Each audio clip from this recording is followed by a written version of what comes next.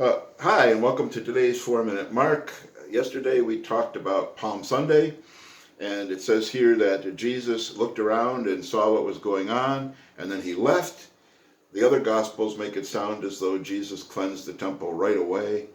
This kind of thing shouldn't disturb us because eyewitnesses sometimes get details mixed up a little bit, or people remember the story a different way, but the main point of the story is still there, that Jesus goes into Jerusalem and cleanses the temple. Okay, so let's not get all bent out of shape about that.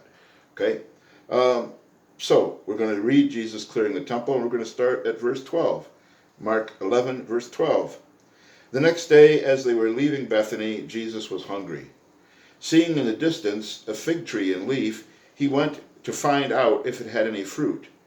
When he reached it, he found nothing but leaves, because it was not the season for figs. Then he said to the tree, "May no one ever eat fruit from you again." And his disciples heard him say it. On reaching Jerusalem, Jesus entered the temple area and began driving out those who were buying and selling there. He overturned the tables of the money changers and the benches of those selling doves, and would not allow anyone to carry merchandise through the temple courts. And as he taught them, he said, "Is it not written, 'My house will be called a house of prayer for all the nations'? But you have made it a den of robbers." The chief priests and the teachers of the law heard this and began looking for a way to kill him, for they feared him, because the whole crowd was amazed at his teaching. When evening came, he went out of the city. Okay, what's all this business with the fig tree? And Jesus is mad because he wants some fruit. Well, it's not time for fruit yet. And so he curses the fig tree. What is that all about? Well, first of all, it shows us that Jesus is human. Jesus experienced hunger. He experienced desires.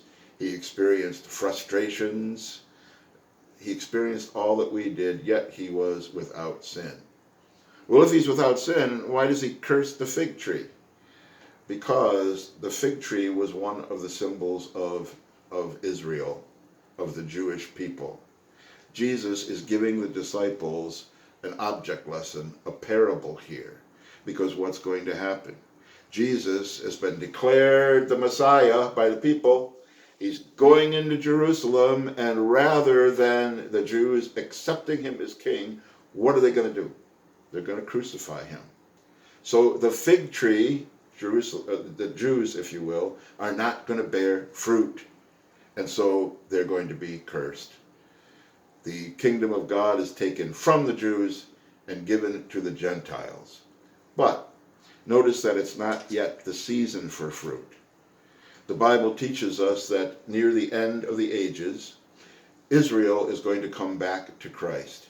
Now, whether that means each and every person born a Jew is going to suddenly come back to Christ, or whether it means we're seeing this kind of thing happening with the Jews for Jesus, the Messianic Jews, that there will be Jews who will turn to Jesus Christ near the end of the ages.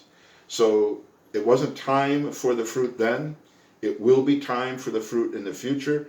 Maybe it's time for the fruit right now. But that's what's going on with this fig tree. It's not just somebody getting angry because they're hungry.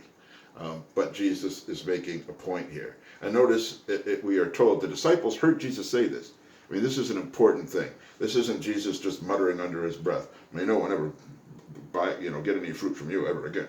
No, Jesus is making a point here, teaching his disciples, making sure they heard it.